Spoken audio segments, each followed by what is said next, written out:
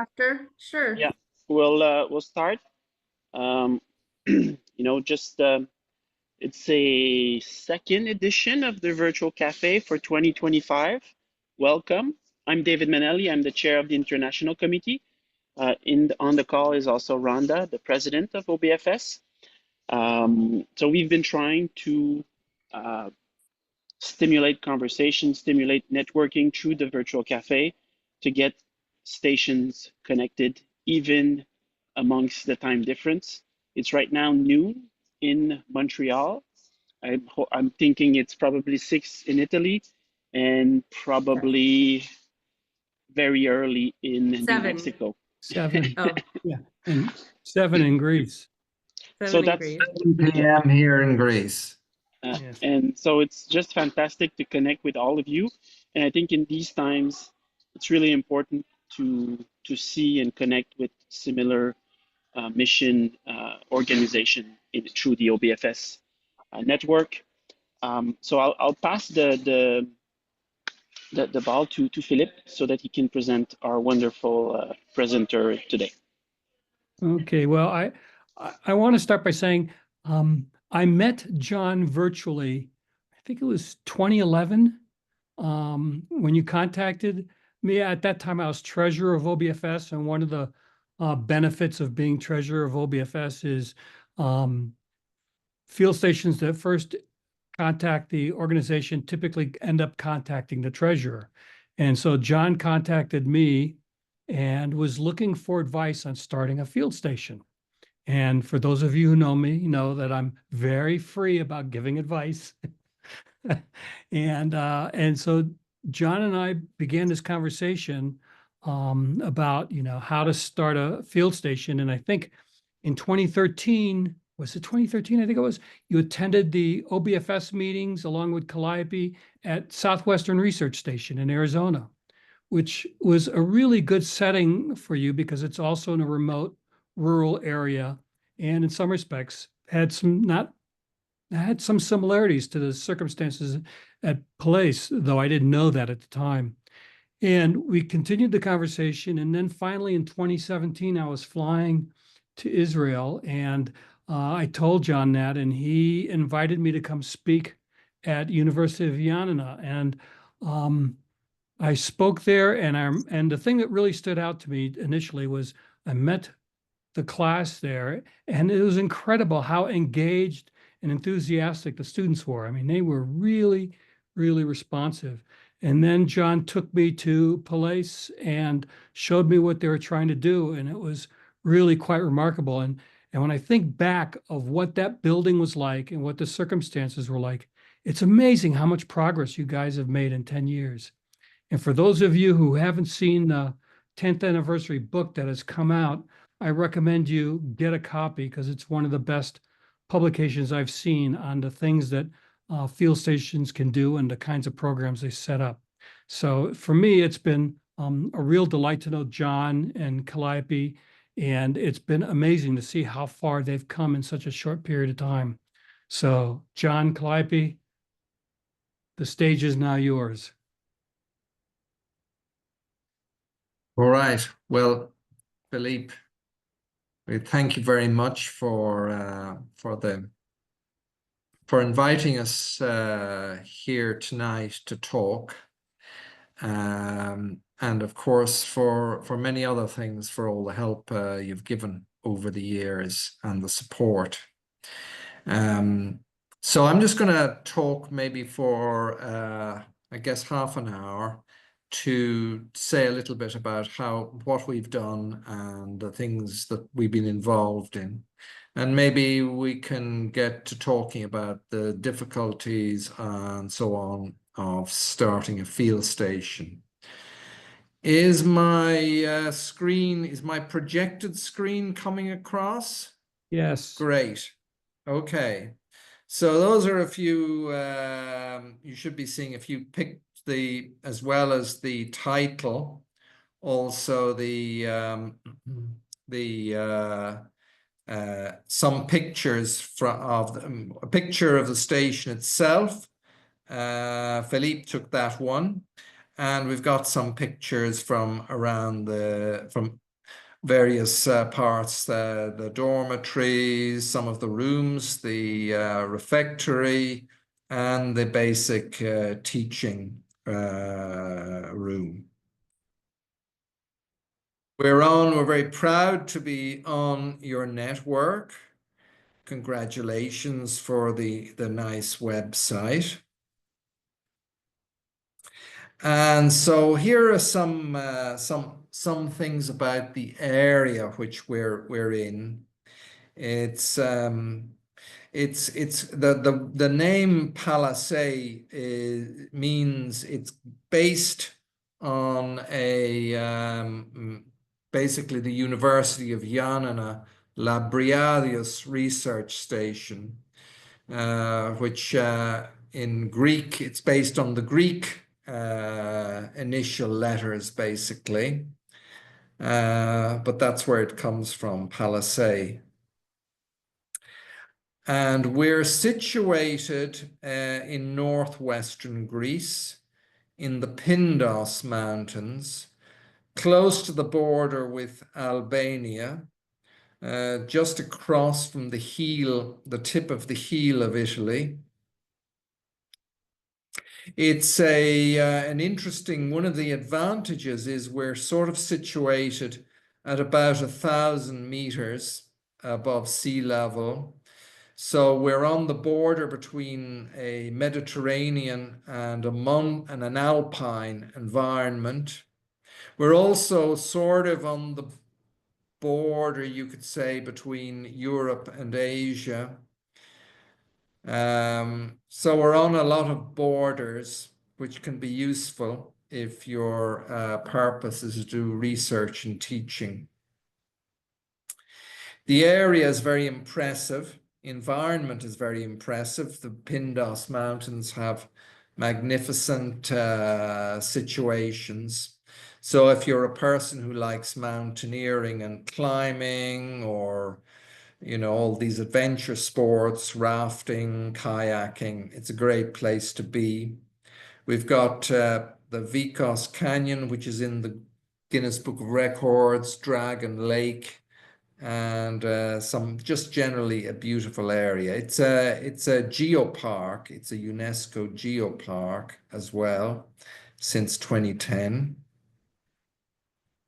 We've got an impressive range of fauna, full, you could say, trophic chain.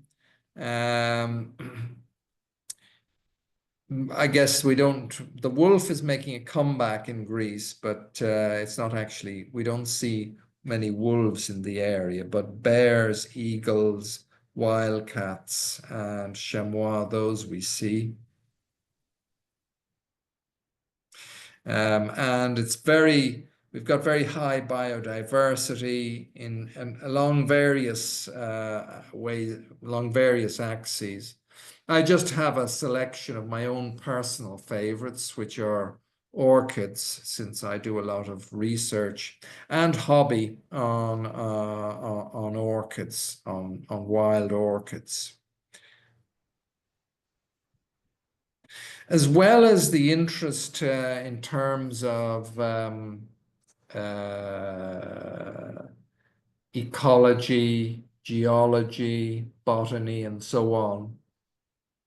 One of the unique aspects of this area is that there is a deep cultural history. So the emphasis is not on these mountains as being a wilderness area.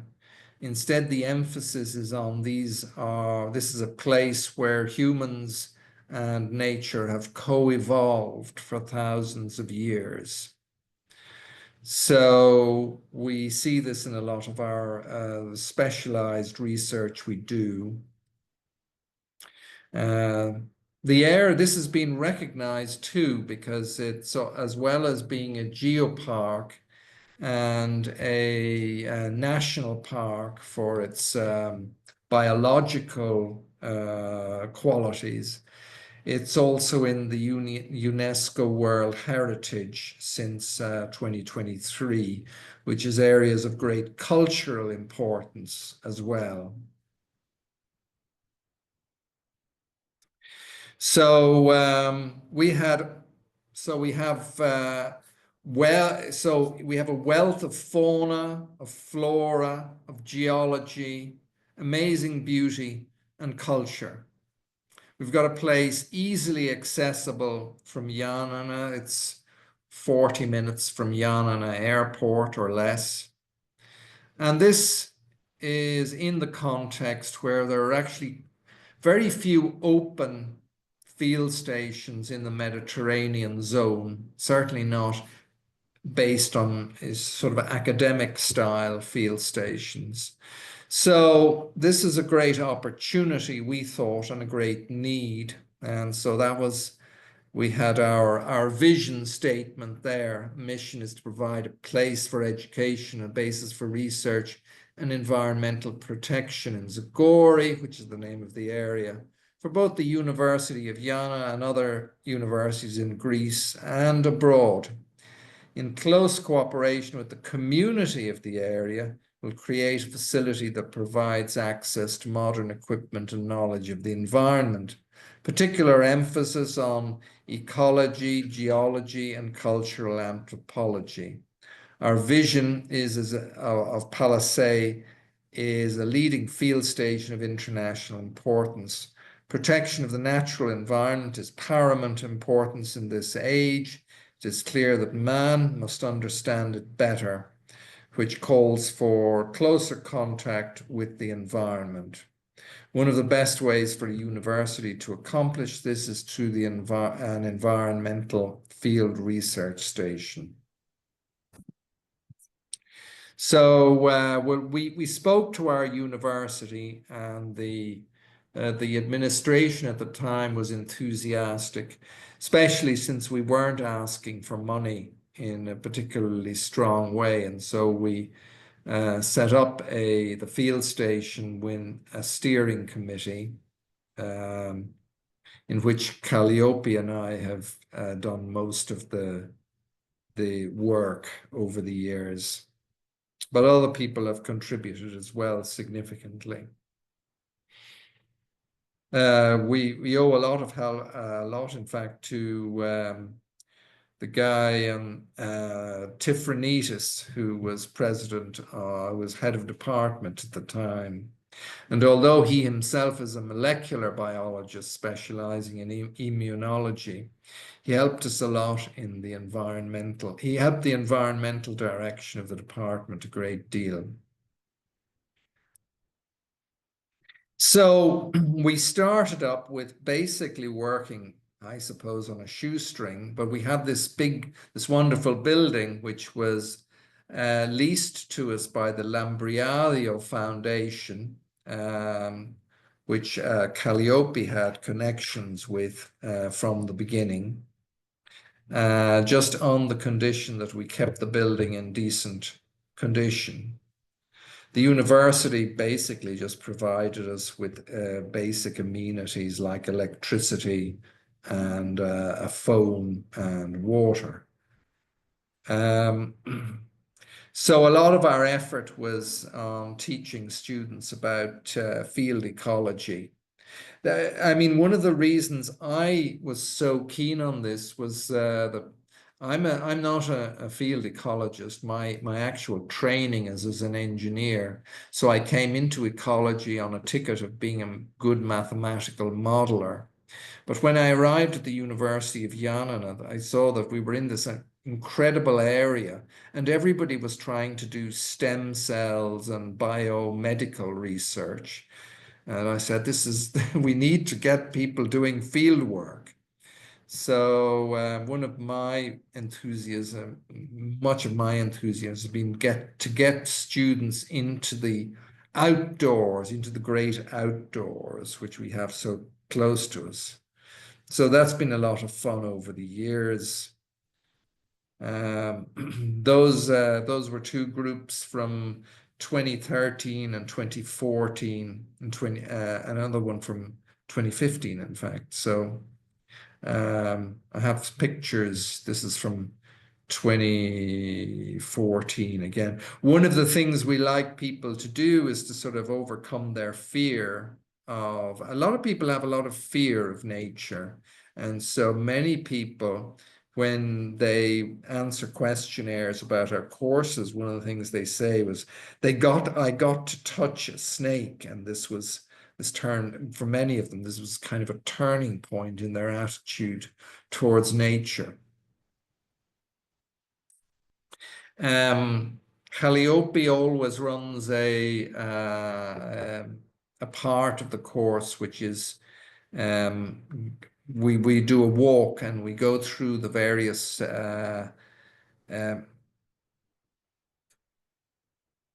aspects of cultural ecology, which includes seeing the role that the society had for nature, particularly the role of sacred forests in the understanding of people, and how this acted as a form of conservation through various social mechanisms. We had a summer school running as well, a successful summer school between 2008 and 2019. The first part of that was in Papago, but it moved to PALASE in 2014. And and so we brought visitors from 22 different countries to the station. We have a lot of visiting research teams who come to do actual research in various aspects of ecology, evolution, anthropology, folklore, forestry, and other things. One of our own special subjects is sacred natural sites. So this includes things like trees that have been given special status near churches, or sacred forests that are usually associated with Orthodox churches in the area. And in a paper we published in 2018, we show that this could make an actual difference in terms of the biodiversity richness in these sacred forests. The whole area, though, it's barely touched. It's a really interesting area that the sort of ways in which protection of nature could happen in these sacred forests could be very variable, and there were a lot of interesting issues involved, you might say, theological issues as well.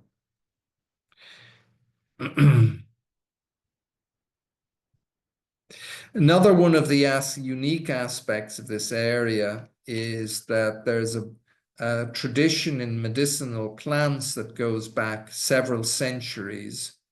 There was a group called the Vico Yatri, and these were doctors based in this area who went around Europe, and they used different types of medicinal plants to cure various illnesses.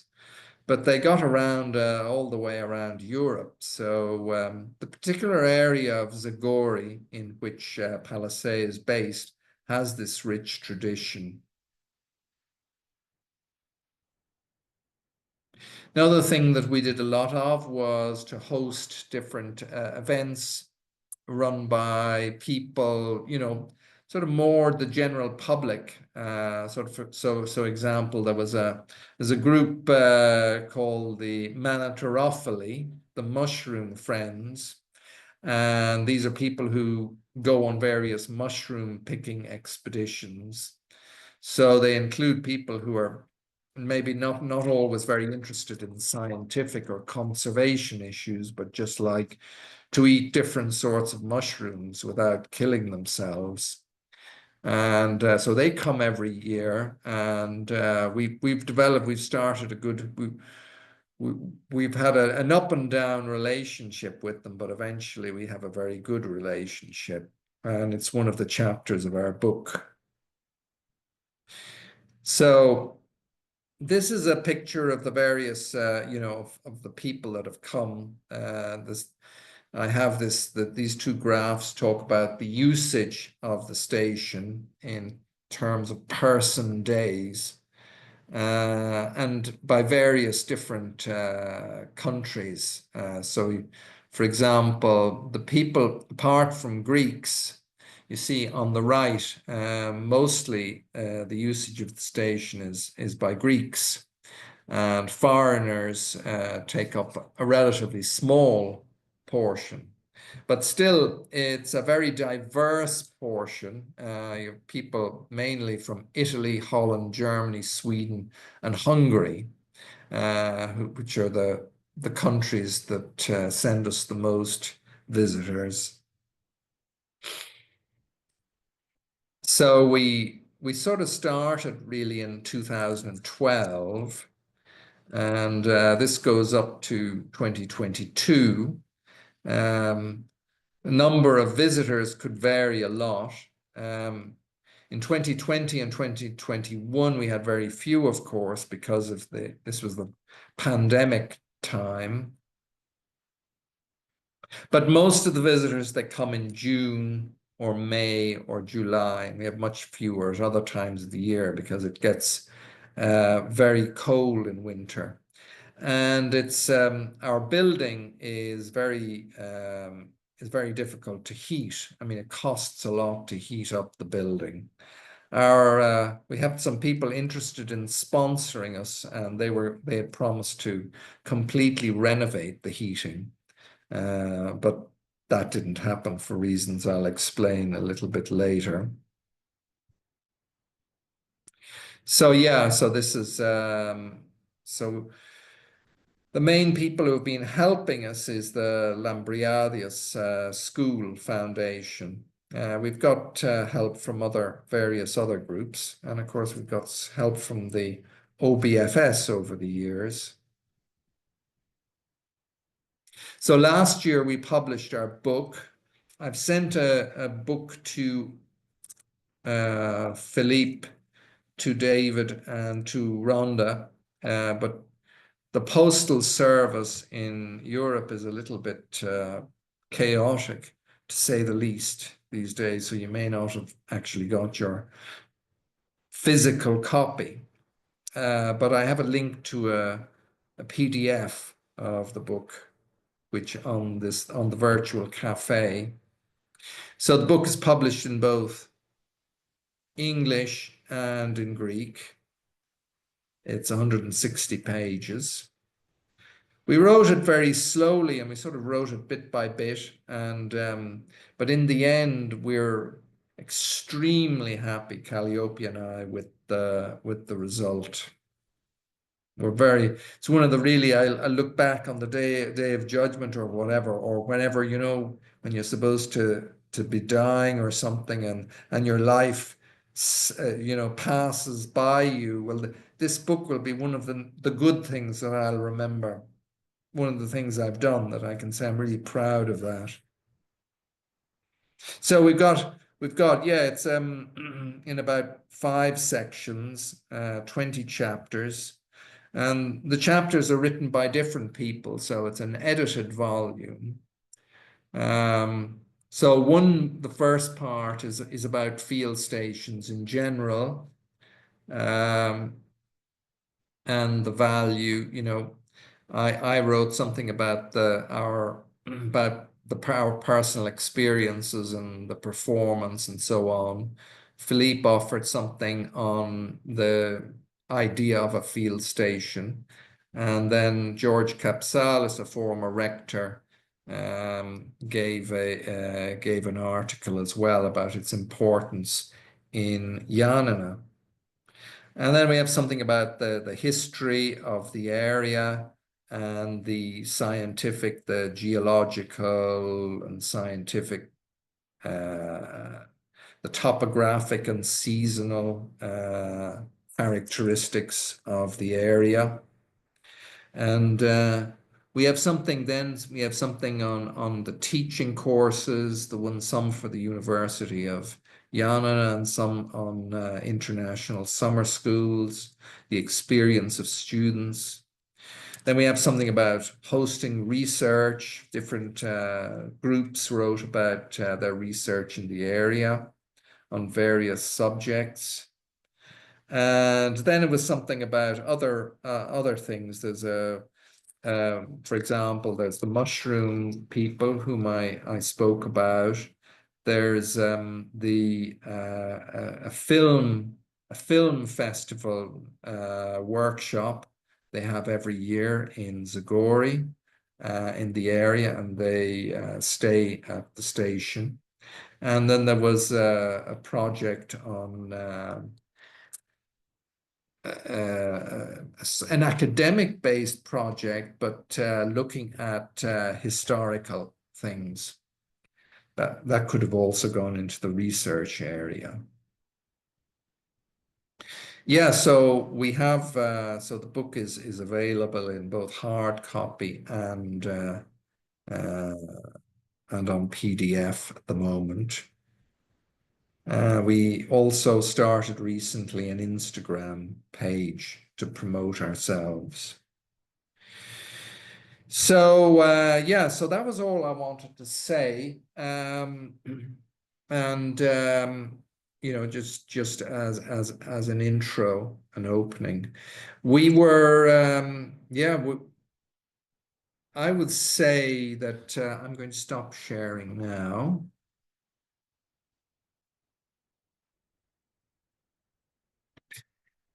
So yeah, it's been a very important and very one of the major things associated in my career running this station. And I would say that it's been a very big learning experience. One of the things that one of the things that Philippe said to me, which I never forgot, was if obviously money is an important aspect. So if you want money, if you meet rich people and you want money, ask for advice. Otherwise, if you ask for money, what you'll get is advice. So I spent a long time working together with some rich people who found us actually. They came to us and said, "We really like what you're doing here." And so we started a relationship, and we did a lot of work with them. I mean, they came to the station and we showed them around and so on. And they were right extremely happy, and they were ready to fund us. And they said, "When can we start?" And I said, just let me run it by the university authorities to confirm everything is okay.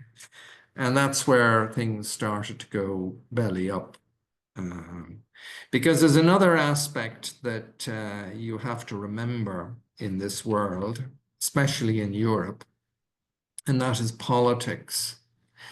And if you underestimate the importance of politics, you can be in a lot of problems. Now, in all the previous times, I was working with you know, a university administration that was very enthusiastic. They ranged from enthusiastic to positive. And positive in that sense was a sense of saying very nice things. I think, Rhonda, if you're close to Italy, you'll know about a lot of the things that I'm talking about. And anybody, I guess, who works in sort of in many parts of the world, this is how things happen.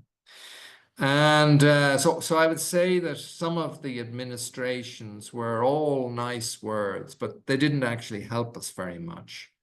One or two of them were very positive and helped. But unfortunately, the most recent one has been very resistant to the charms of a university field station. And I'd have to say I'm still annoyed about their about their response, because I was never able to give a positive answer to my potential sponsors, and now I guess they are no longer interested. I've lost their trust, perhaps, for them to supply serious money for renovation of a station like this. They'll be cautious when dealing with the university. And people said, you've got to have your politics all sorted out if this is to work. And yeah, I guess that's an issue. But we decided to give it a little bit more time. We produced this wonderful book, and if at the worst, this will be an explanation of what a field station can be. It was a great sort of project that we did for, say, 10, 12 years. But it could be that the opportunity for such an amazing place to be realized will not happen because the university is not particularly interested.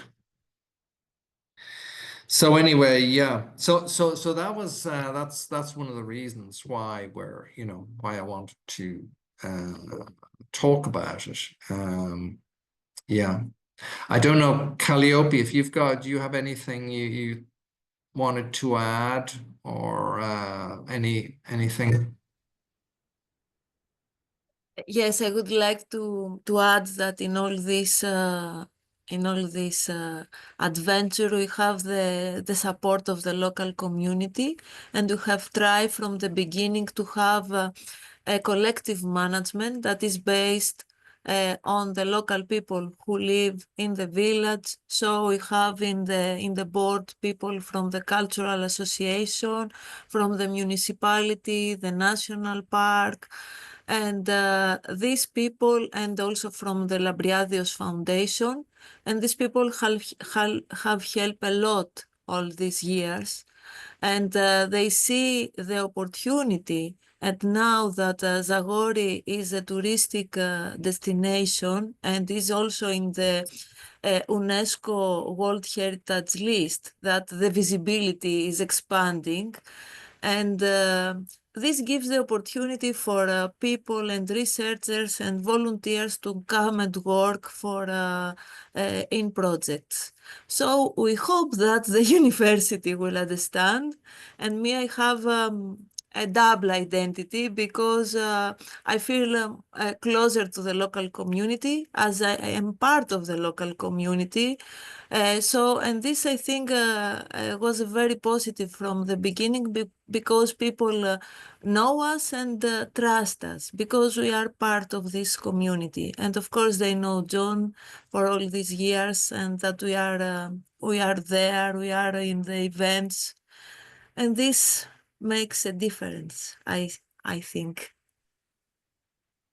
I have a quick Yes, question. thank you, Calliope. So what is the financial structure now? You said that, if I understood, the building was made as a donation to the university, or was it how is that The allocated? building is on loan. The building is on loan. We only have the responsibility to keep it in reasonably good condition. And who is it loaned to? Is it the university? Yes. Okay. And so, and when people come to the station, are they paying to the university, all the students and the people from the different countries for the programming you've had? Is that money going to the university, or how? Can you just give us a little bit of the financial structure? Yeah, I'll tell you a little bit about that. So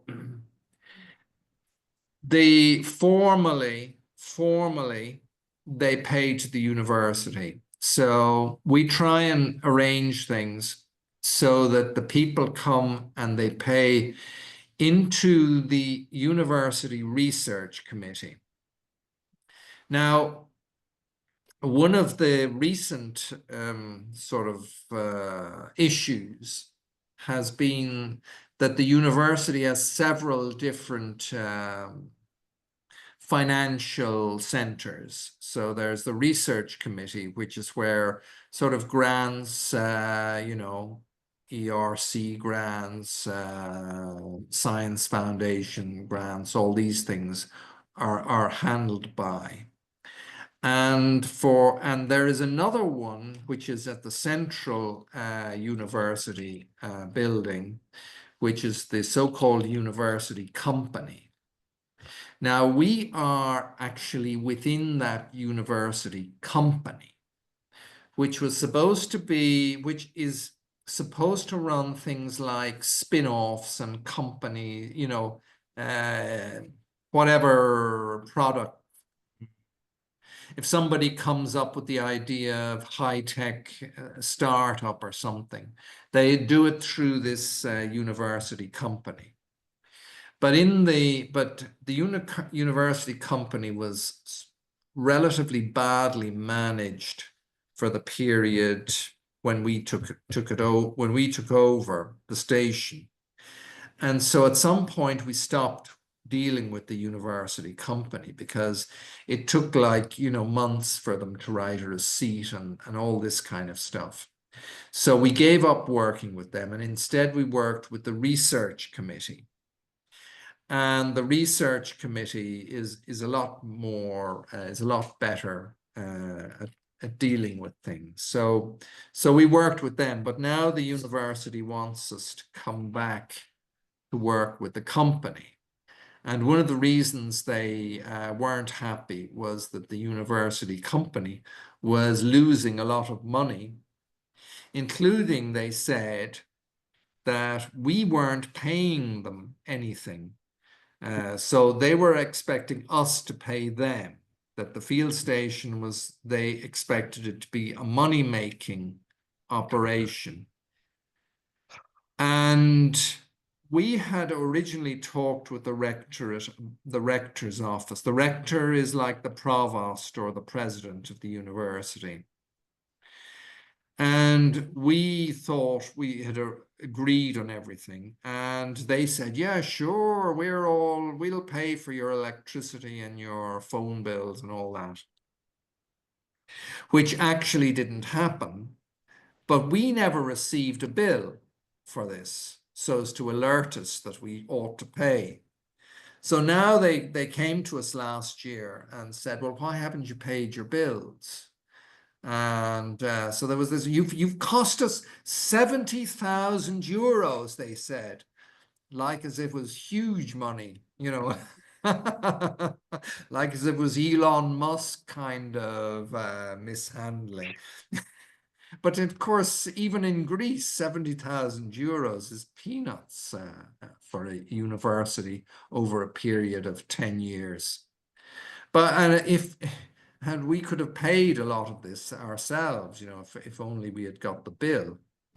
So anyway, yeah, so that was, that is one thing. I mean, very often what happens is people come and students who take the courses, they're not covered by, you see, in Greece, when people take a course and they go to the university canteen, it's free. They don't have to pay anything. This is paid for by the state.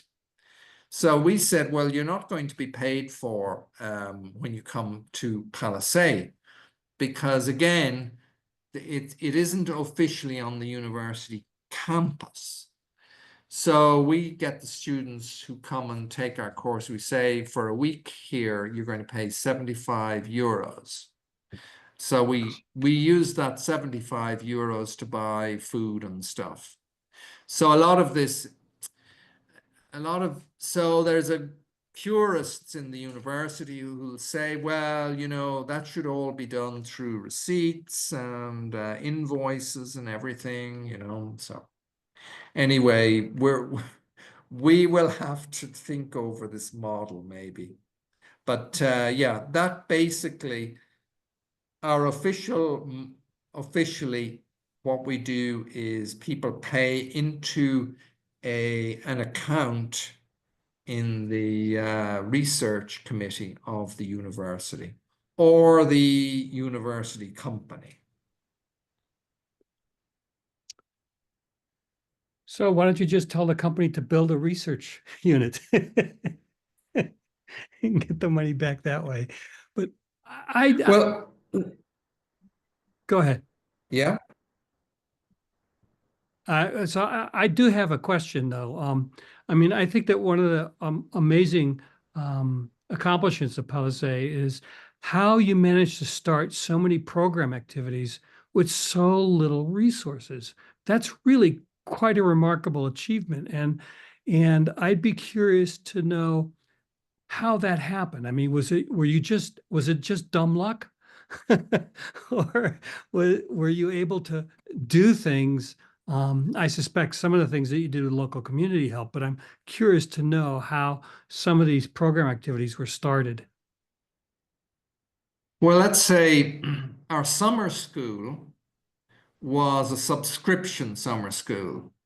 So people, when they came from various countries, and some students are given good money to go away on summer schools if it's in a country like Norway or Sweden or Germany. So we could ask for a reasonably, for them to pay we had a two-tier system.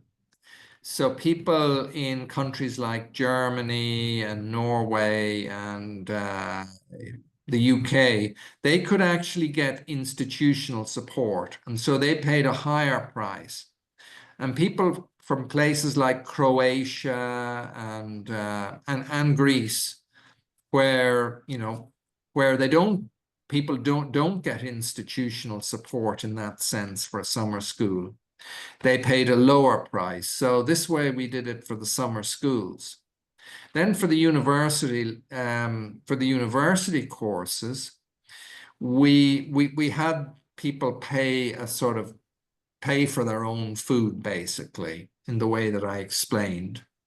And then the university supplied a bus. The university has a bus service, so we could ask them to help.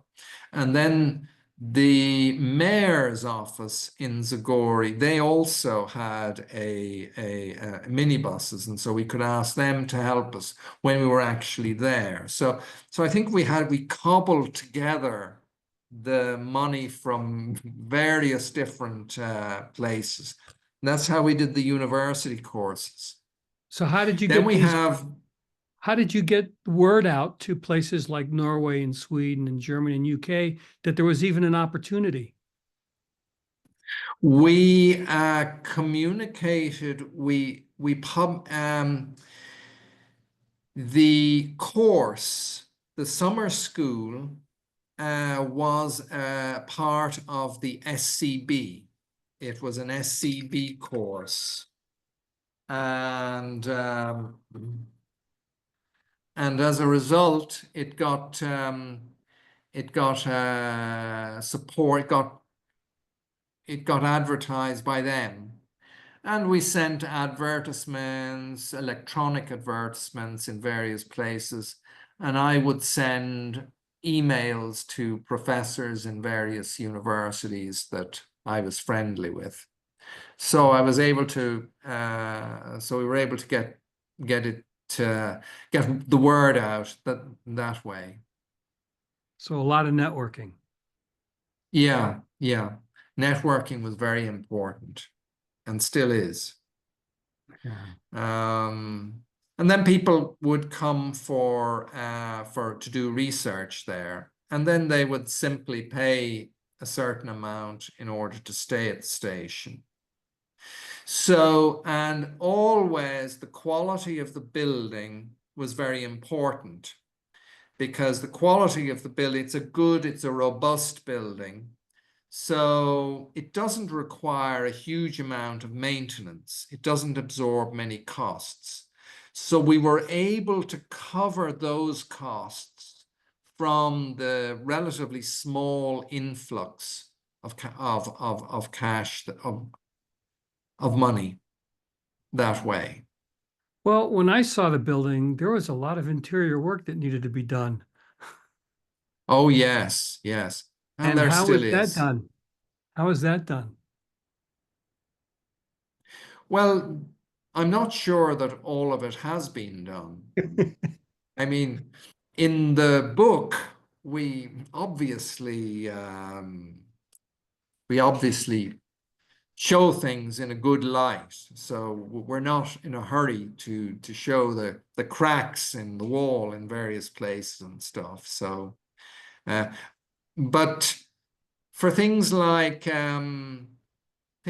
fixing doors and fixing bathrooms, we got some financial support from the from the Labriadio Foundation itself, which would support things that had to be done in the garden, because they retained responsibility for the actually outside the building. And then for things like the bathrooms, we got some grants from the region of Epirus and from one or two foundations here and there. So it's a lot of local community support. Yeah, I would say that we had a lot of community support. As Calliope says, one of the features of the station is that there's participation by the local community. The local community itself, though, is quite a small community. There's only the population of Ano Pedina is, what would you say, Calliope? Is it 100 full-time people, if that? Probably It gets less. bigger gets bigger during the summer when there's a lot of visitors. But you know, so the community, I think, looking back on things, we could have maybe I could have got the mayor maybe to play a bigger role in lobbying the university to, you know, to get moving, you know, in various ways.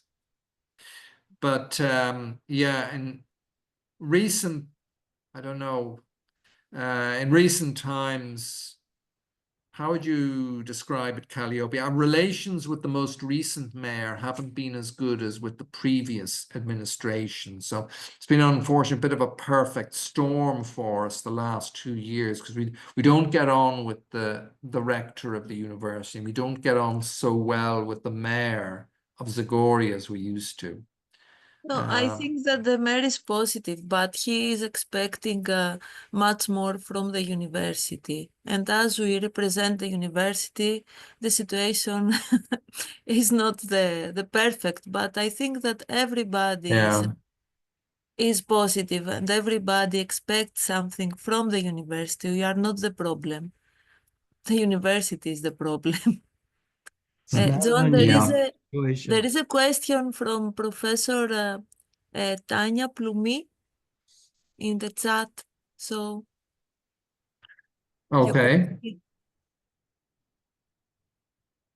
Hello. You're Sorry, muted. Calliope, I muted you accidentally. Hi, yeah, I'm actually Greek, so I've heard about this meeting from a colleague of mine. And I'm working for SUNY SF, it's the State University of New York, and I'll be very happy to contribute to your efforts, but I'm not sure how. And unfortunately, now I only have a couple of minutes left. So I'll be very happy to get this conversation to somewhere else and maybe have a meeting so we can discuss the ways we can contribute to that. That would be great. Yeah. I've captured your email address and I will forward it to John and Perfect. Calliope. Thank you so much. I appreciate that. Okay. Yeah. Yeah, I meet Greek people, a lot of Greek people overseas, and people are very enthusiastic to see these activities. I think we need, so it's good to talk to see what can happen. Yeah. Yeah, One of the we're things actually, that, yeah. I was about to say we're actually launching a summer class in collaboration with the University of Crete this year. So we saw a lot of interest from our student community. We actually had for this class 37 students on our waiting list.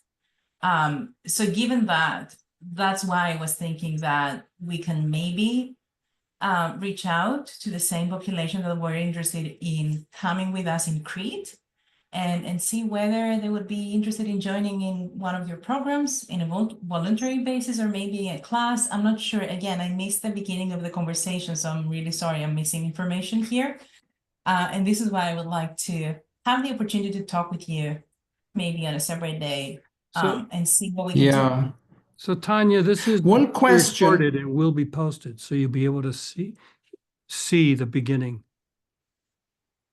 Could you please repeat that, Felipe? I'm sorry, I didn't get that. So this virtual cafe is being recorded and will be posted on the OBFS website. So you'll be able to listen to the part that you missed. Perfect. Okay, that sounds good. So when your students go to Crete, what do they do? Who hosts them and who are they working with? Right, so it's an international class. We organized that here, but we needed some collaborators in Crete because, of course, getting 22 students from the US to Crete needs a lot of coordination. So in collaboration with the University of Crete there, we will have a 12 days experience for them. So the full 3-credit course will be held there. And the course is like a SUNY SF course, but the hosting university, if I can say that, is the University of Crete in Crete. It doesn't make sense what I'm trying to say here. Are these archaeology students or biology or geology? No. So our college is fully focused on environmental science and forestry. We have multiple departments, but we're all around environmental science and forestry. So this class is an applied sustainability class. So it's slightly different with what you are talking about. But I can see our student community being interested in what you do there. So that's why I'm saying that I cannot see a clear connection with the class that we have already established, but I can see an indirect connection with that and what you do. Okay, great.